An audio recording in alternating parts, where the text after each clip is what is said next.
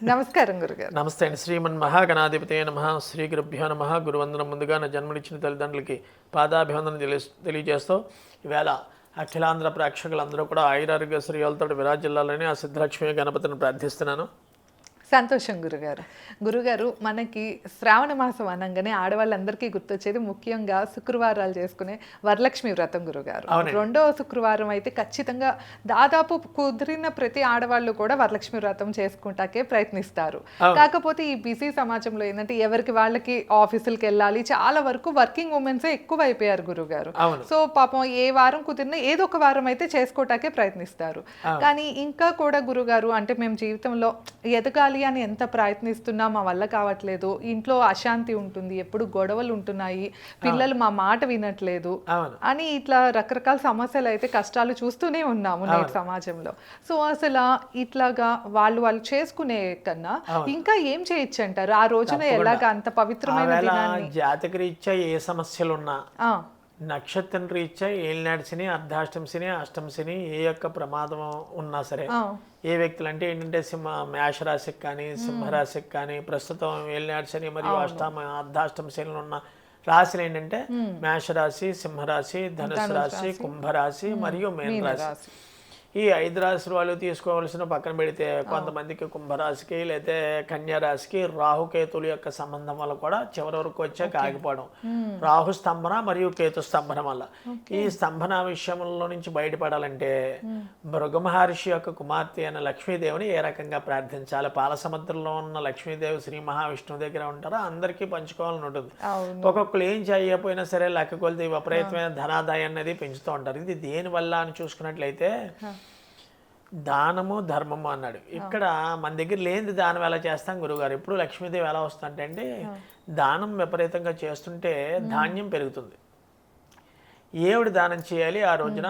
ప్రత్యేకంగా చేయవలసిన విధి విధానాలు ప్రతి రాశి వాళ్ళని చూసుకున్నట్లయితే, ప్రతి నక్షత్రం వాళ్ళు చూసుకున్నట్లయితే మహాలక్ష్మి అష్టకం ఈవేళ వరలక్ష్మి వ్రతం పూజ చేసుకోవడానికి మామూలుగా బ్రాహ్మణుడు రాలేదు అంటే వరలక్ష్మి వ్రత కథ చదువుకుని అక్షతలు వేసుకుని ఆ యొక్క పసుపు కమ్ము మరియు పుష్పములు ఆడవారు కుడి చేతి కట్టుకుని తోరణం కట్టుకుని మన హిందూ సంప్రదాయ ప్రకారం చాలా అత్యద్భుతంగా చేసుకుంటారు. కొంతమందికి ఈ యొక్క ఉద్యోగస్తులకు కానీ లేకపోతే వర్కింగ్ ఉమెన్స్కి కానీ లేదా ఎంప్లాయీస్కి కానీ సాఫ్ట్వేర్ వాళ్ళకి కానీ కుదరలేనప్పుడు ఏ రకమైన విధి విధానాలు చేసుకుంటే అత్యద్భుతమైన యోగ కలదు. ఎందుకంటే సంవత్సరానికి ఒక్కసారి వస్తుంది శ్రావణ పౌర్ణమి అన్నది. ఈ శ్రావణ మాసం పౌర్ణమి యొక్క విశిష్టత ఏమిటి అంటే ప్రధానంగా లక్ష్మీదేవి చేయడానికి భర్త ఆరోగ్యంగా ఉండాలి, భర్త ఎదుగుదల బాగుండాలి, నాకు పుట్టిన పిల్లలు మంచి ఆరోగ్యంగా ఐశ్వర్యంగా అభివృద్ధిలోకి వెళ్ళాలని చాలా మంది మన ఆడపడుచులు తల్లులు కోరుకుంటారు. ఈ యొక్క విషయార్థమై చాలా హోమాలు లేకపోతే యజ్ఞాలు లేకపోతే జపాలు అవి చేయించాం, కానీ సుఖం లేదు జీవితానికి అని కొంతమంది ఉద్యోగస్తులైనా వ్యాపారస్తులైనా సతమతం అవుతున్నారు ఈ కలికాలంలో, కలియుగంలో. దీని నిమిత్తమై శ్రావణ పౌర్ణమి నాడు ఎవరైతే శ్రీ మహాలక్ష్మి హోమం నందు పాల్గొంటారో, ఏమిటి మహాలక్ష్మి హోమం ఉంది? అష్టలక్ష్ములు అని చెప్పారు. లక్ష్మిలు దిక్కులు ఎన్నున్నాయి, మూలాలు ఎన్నున్నాయో మనకి వాస్తురీత్యా దిక్కులు 4, మూలాలు 4, 8 మొత్తం. ఈ అష్టలక్ష్మి హోమం చేయించడం వల్ల తూర్పులో ఉన్న ప్రాబ్లం కానీ, ఆగ్నేయంలో ఉన్న సమస్య కానీ, దక్షిణంలో ఏమిటి? తూర్పున ఆరోగ్యకారకుడు ప్రధానంగా ప్రతి మానవుడికి, ఇంట్లో ఉన్న ఇల్లాలకైనా పిల్లలకైనా. ఈ అష్టలక్ష్మి హోమం వల్ల ఏంటండి గురువుగారు అని ఎవరైనా అడిగితే, ఈ అష్టలక్ష్మి హోమం ప్రత్యేకత ఏంటంటే మన జాతకంలో ఉన్న సమస్యనా వాస్తురీత్యా సమస్యనా తూర్పున ఆరోగ్యకారకుడు ఆ సమస్య నుంచి బయటపడేస్తుంది లక్ష్మీదేవి. ఆగ్నేయాన్ని అగ్నిదేవుడి యొక్క సమస్య అంటే భార్య యొక్క అనారోగ్యమైన, భార్య యొక్క సమస్యలతో బాధపడుతున్న వారైనా ఈ యొక్క అష్టలక్ష్మి యాగం చేయించిన ఎడల సమస్త సన్మంగళాని భవంతో అని చెప్తారు. అలాగే దక్షిణాయన ఆయుర్దాయకారకుడు, దక్షిణముఖంగా ఉన్నది యమధర్మరాజు ఉంటారు కాబట్టి దానికి ఒక ఈ అష్టలక్ష్ములకి, అష్టముఖాలకి, 8 దిక్కులకి, 8 మూలాలకి అష్టలక్ష్మి చెప్పడం జరిగింది. అలాగే నిరుతున రాహు అన్న ప్రాబ్లం, నిరుతు అయిన రాక్షసుడు ఉంటాడు కాబట్టి ఎత్తుగా ఉంటాడు, నీరు కావాలి అని యాక్చువల్లీ నీటి బయట పెడుతూ ఉంటాం, ఎక్కువ దాహం ఎక్కువ వస్తుంది. అలాగే పశ్చిమాన్ని చూసారో లేదో, ఏమీ చేయకపోయినా ఏదో ఒక శత్రుపేడ మాకు వెంటే అలాగే అయిపోతున్నాడు ఏంటరా మేవాడి తింటున్నాడా లేదా అంటూ ఉంటారు. అవును. అంటే భూత ప్రేత పిశాచాల సమస్యలను కూడా ప్రారంభమవుతుంది అష్టలక్ష్మి హోమం. వాయున సంతాన సమస్యలు ఏర్పడతాయి కొంతమందికి, లేకపోతే సంతానం పుట్టిన వాళ్ళకి విద్య ఎందు కానీ ఉద్యోగం ఎందు కానీ పిల్లలకి వివాహం ఎందు కానీ పుట్టిన తర్వాత వివాహం అయిన తర్వాత పిల్లలు పుట్టడంలో కానీ వాళ్ళ యొక్క పుత్రులకి సంతానం ఏర్పడుతుంది. అలాంటి వాళ్ళు కూడా ఈ అష్టలక్ష్మి హోమం చేయించవచ్చు. ఇకపోతే ఉత్తర భాగంలో అంటే డబ్బు మా చేతిలో నిలబట్టలేదు గురుగారు, లక్షలు లక్షలు ఏదో దాని గురించి ఖర్చు అయిపోతుంది, సంపాదన ఉంది కానీ ఖర్చు అయిపోతుంది అంటే ఉత్తర భాగంలో ఉన్న లక్ష్మీదేవిని ఆవిర్భవించేటట్టుగా చేయడం జరుగుతుంది. ఇకపోతే ఈశాన్య భాగంలో ఉన్న అక్కడ గురుకేతువులు ఉంటారు కాబట్టి ఈశాన్య భాగంలో చాలా మంది మన వాళ్ళు భోజనం తిన్న తర్వాత అంట్లు వేయడము, భోజనం తూర్పింటికి అయితే అక్కడే ఉంటుంది కాబట్టి అక్కడే పెట్టేస్తూ ఉంటారు, అది చాలా తప్పు. ప్రత్యేకంగా ఈ 8 దిక్కుల్లోనూ 8 లక్ష్ములు ఆవిర్భవించబడ్డాయి కాబట్టి అష్టలక్ష్మి హోమం ఆ వేళ చేయించుకునే ఎడలా ఎలాగండి చాలా మంది ఆఫీస్కి వెళ్ళిపోతారు, అడుగుగా పుస్తకం చూస్తే అప్పో వరలక్ష్మి వ్రతం చేశాడు, ఆ వేళ బ్రహ్మగారు పంతులు గారు రాకపోతే వాళ్ళంతా వాళ్ళు చేసేసుకుని ఆ యొక్క అక్షంత తీసుకుని నెత్తి మీద వేసుకుని ఈ యొక్క తోరణం అది కట్టుకుని వెంటనే ఆఫీస్కి వెళ్ళిపోతారు.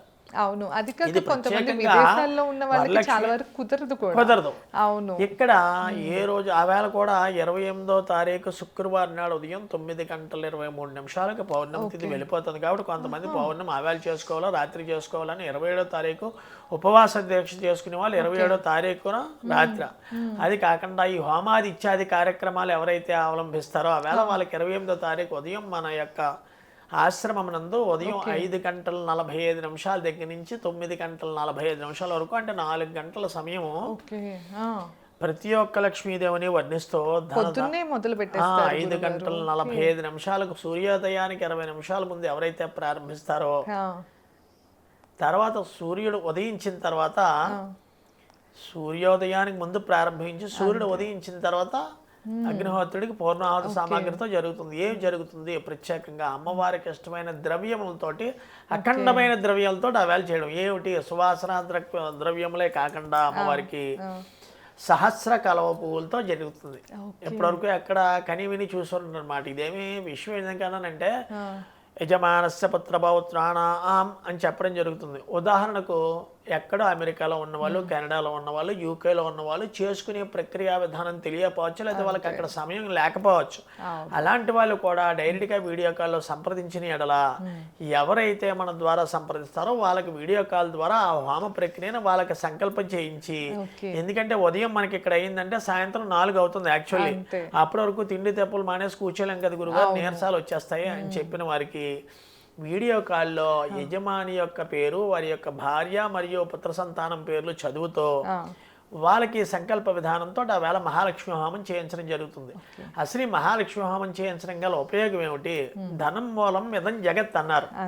అంటే ధనం లేకపోతే ఎక్కడికి వెళ్ళినా ఏ మానవుడైనా ఆడవాళ్ళైనా మగవాళ్ళైనా దేనికి బయటికి వెళ్ళాం, ఎగ్జాంపుల్ పాల ప్యాకెట్ కావాలి ఉదాహరణకు ఉదయమే, వాడు 40 రూపాయల ప్యాకెట్ ఇస్తే కానీ ఇవ్వడం, డబ్బులు లేనివాడు పరిస్థితి, ఆర్థిక స్థితిగతులే కాకుండా ఈ లక్ష్మీదేవిని కొడవడం వల్ల ఇహలోకంలో సౌఖ్యములన్నీ కూడా విరాజిల్లుతాయి. ఏ రకమైన సౌఖ్యములు అని చూసుకున్నట్లయితే ప్రత్యేకంగా ధనము, లేదా ఆరోగ్య సమస్యలతో ఉన్న వాళ్ళకి, అనారోగ్య సమస్యలతో ఉన్న వాళ్ళకి ఆరోగ్యం ఏర్పడడం, పుత్ర సంతానం లేదు గురుగారు, వివాహం 7 సంవత్సరాలు లక్ష్మీదేవి పుత్ర సంతానం కూడా వస్తుంది. ఎందుకంటే సౌభాగ్య లక్ష్మి, ధనలక్ష్మి, ధార్యలక్ష్మి, సంతాన లక్ష్మి అని చెప్పడం జరిగింది. 8 లక్ష్మి, ధైర్యలక్ష్మి, విజయలక్ష్మి, విద్యాలక్ష్మి. ఎందుకంటే విద్య రావట్లేదు, అందుకని 8 లక్ష్ములని చెప్పారు.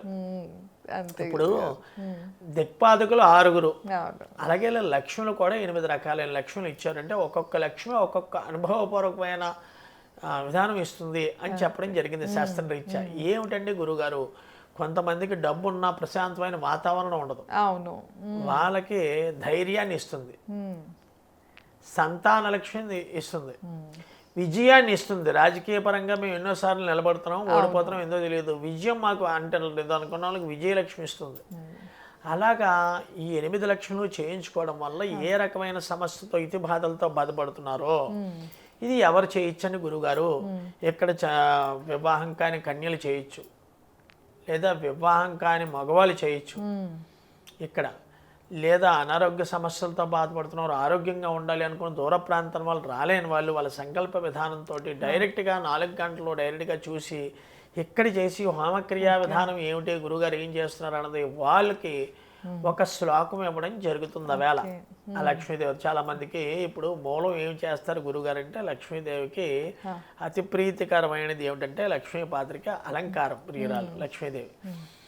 అందుకని కలవ పువ్వుల్లో ప్రత్యేకంగా చేయడానికి గల కారణం సహస్రదళ పద్మాల్లో ఉంటుంది ఆవిడ. అంటే 1000 రేకుల మధ్యలో లక్ష్మీదేవి జరుగుతుంది. ఆ లక్ష్మీదేవునికి ఆ మూలమంత్రంతో న్యాసాలు చేస్తూ ఆ మూలమంత్రంతో ప్రతి ఒక్క మానవతావళి కూడా ఆయురారోగ్య శ్రీలతో విరాజిల్లి ధన ధాన్య ధైర్య అష్టలక్ష్మిని ఏర్పడాలని వాళ్ళకి ఆ వేళ చేయడం జరుగుతుంది. ఇక్కడ కుల మతం జాతి వర్ణం లేదండి, ఎవరైనా చేయించుకోవచ్చు. ప్రత్యేకంగా ఇది చేయించుకోవడం వల్ల ఉపయోగం ఏమిటంటే మళ్ళీ వచ్చి శ్రావణ పర్వం అయితే సంవత్సరం అవుతుంది.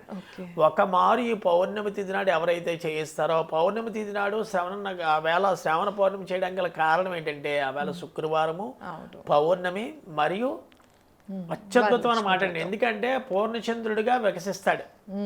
ఇప్పుడు ఈ బాధలు ఉన్నాయని ఎవరు చెప్పుకోలేకపోయినా ఇది కాన్ఫిడెన్షియల్గా ఉంచి వాళ్ళ యొక్క డైరెక్ట్గా వాళ్ళ చేత చేయించుకునే విధానం ఇది చేసుకోవడం వల్ల ప్రత్యేకమైన వాళ్ళకి ఇది వరకు ఎలా ఉంది చేయించుకున్నది ఎలా ఉన్నది కమెంట్స్ రూపంలోనే తెలియజేస్తారు.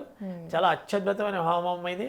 అందుకని దూర ప్రాంతాల్లో ఉన్న వాళ్ళైనా లేదా రాలేకపోయిన వాళ్ళకైనా ఎవరైనా సరే చేసుకునే విధానం ఒక్కసారి మనని డిస్ప్లే నెంబర్ కాంటాక్ట్ చేసినట్లయితే జాతక సమస్యలతో ఉన్నదానికైనా వాస్తు సమస్యలతో ఉన్నదానికైనా ఈ హోమం సంబంధం లేదు, ఎవరైనా హ్యాపీగా చేసుకోవచ్చు.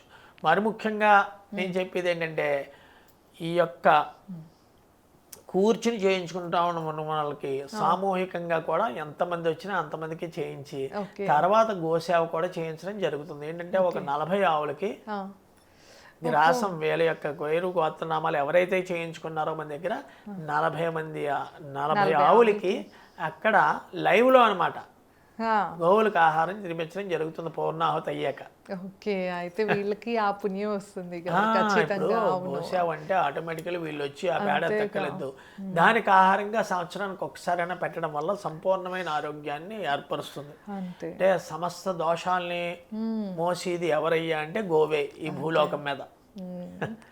అంతే, ఆ సేవ చేసుకోవటం వల్ల మనకు కూడా ఆ ఫలితం ఉంటుంది ఖచ్చితంగా. అవునండి, తప్పకుండా గురుగారు చాలా చక్కగా తెలియజేశారు. ఆడవాళ్ళందరికీ ఎంతో ఇష్టమైన వరలక్ష్మి వ్రతాన్ని నేరుగా మనం చేసుకోలేకపోతున్నాము ఆ రోజున, లేకపోతే విదేశాల్లో ఉన్నాము, లేకపోతే మాకున్న సమస్యలన్నీ తొలగిపోవాలంటే అమ్మవారిని పట్టుకోవాలి అని ఖచ్చితంగా అనుకుంటే కనుక గురుగారు చెప్పినట్లు శ్రీ మహాలక్ష్మి హోమంలో పార్టిసిపేట్ చేయాలి అనుకుంటే స్క్రీన్ పైన స్క్రోల్ అయ్యే నెంబర్కి తప్పకుండా కాంటాక్ట్ అయ్యి మరిన్ని విషయాలు తెలుసుకోవచ్చు. ధన్యవాదాలు. నమస్కారం. నమస్తే.